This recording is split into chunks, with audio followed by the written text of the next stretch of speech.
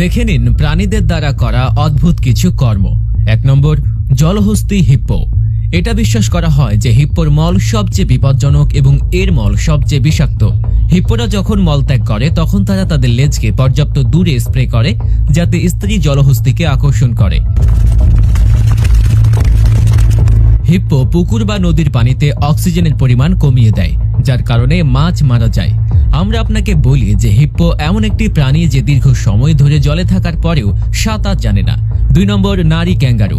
যখন একটি মহিলা ক্যাঙ্গারু শিকারী দ্বারা হুমকি বোধ করে তখন সে তার বাচ্চাদের তার থলি থেকে ফেলে দেয়। এটি শিশুর কাছ থেকে শিকারীকে বিভ্রান্ত করার জন্য এবং অথবা পালানোর সুবিধার্থে। তাই কঠোর পরিস্থিতিতে যখন সম্পদের অভাব হয়, একটি মা ক্যাঙ্গারু এমনকি তাদের অন্যদের সমর্থন করার জন্য তার একটি শিশুকে দিতে পারে। এটি একটি নির্জন প্রাণী যে নিজেকে বাঁচানোর জন্য তার বাচ্চাদের ঝুঁকিতে রাখে। 3 নম্বর, মহিলা সিংহী।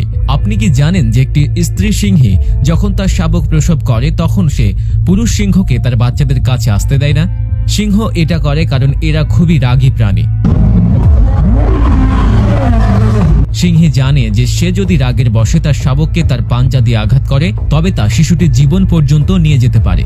সিংহী তার বাচ্চাদের খুব যত্ন নেয় এবং এই সময়ে কেউ তাদের কাছে যেতে পারে না। 4 নম্বর, হাতি। হাতি তার বাচ্চাদের জন্ম দেওয়ার সাথে সাথে তাদের কাদায় গড়িয়ে নোংরা করে দেয়। এটি করে কারণ সন্তান প্রসবের সময় এটি প্রচুর পরিমাণে মল, মূত্র ও রক্ত নিঃসরণ করে, যার কারণে অন্যান্য প্রাণী এর গন্ধে সক্রিয় হয়ে ওঠে এবং সহজেই শিশুটিকে খুঁজে পায়।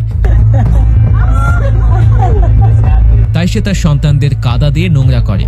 হাতির বাচ্চারা প্রায় অন্ধ হয়ে জন্মগ্রহণ করে এবং সবকিছুর জন্য তাদের মা এবং তার শুয়োরের উপর নির্ভর করে। মায়েরা সাধারণত তাদের বাচ্চাদের 4 থেকে 6 বছর পর্যন্ত বড় করে। নম্বর 5, কোকিল। কোকিল নিজের বাসা তৈরি করে না, পরিবর্তে তারা কাকের মতো অন্যান্য পাখির বাসাগুলিতে তাদের ডিম দেয় এবং অন্য পাখিটিকে ডিম ফোটাতে এবং বাচ্চাদের খাওয়ানোর জন্য ছেড়ে দেয়। একে বলে বিবাদ ওভারব্রুড। এই প্রজাতির বাচ্চা তার বাচ্চাদের যত্ন করে না। কোকিলরা তাদের বাচ্চাদের বা ডিমের সাথে অন্য কোনো পাখি কিছু করলে তার পরোয়াও করে না। 6 নম্বর, ফায়ারফ্লাই। ফায়ারফ্লাইস তাদের আলোকে আকর্ষণ করার জন্য সামনে পেছনে ফ্ল্যাশ সংকেত দেয়। মহিলা ফায়ারফ্লাইরা তাদের প্রেমিকের দীপ্তি কতটা পছন্দ করে তার উপর ভিত্তি করে তাদের সঙ্গী বেছে নেয়। আরও ফ্ল্যাশ এবং তীব্রতা খুব আকর্ষণীয় বলে মনে করা হয়। প্রভাবিত মহিলা ফায়ারফ্লাইরা আগ্রহ দেখানোর জন্য প্রদর্শিত পুরুষ ফায়ারফ্লাইসের দিকে তাকায়। 7 নম্বর, পান্ডা। চিড়িয়াখানার কর্মচারী বলেছেন যে পান্ডাদের সামলানো খুব কঠিন কাজ, কারণ তারা এতটাই বোকা যে তারা আত্মহত্যাও করে ফেলে। আপনি ভিডিওতে তাদের ক্রিয়াকলাপ দেখতেই পাচ্ছেন, কিভাবে পান্ডারা নিজেকে এত উচ্চতা থেকে ফেলে দেয়। তো বন্ধুরা, এই প্রাণীগুলোর মধ্যে কোনটিকে আপনি সেরা বলে মনে করেন কমেন্ট করে আমাদের জানিয়ে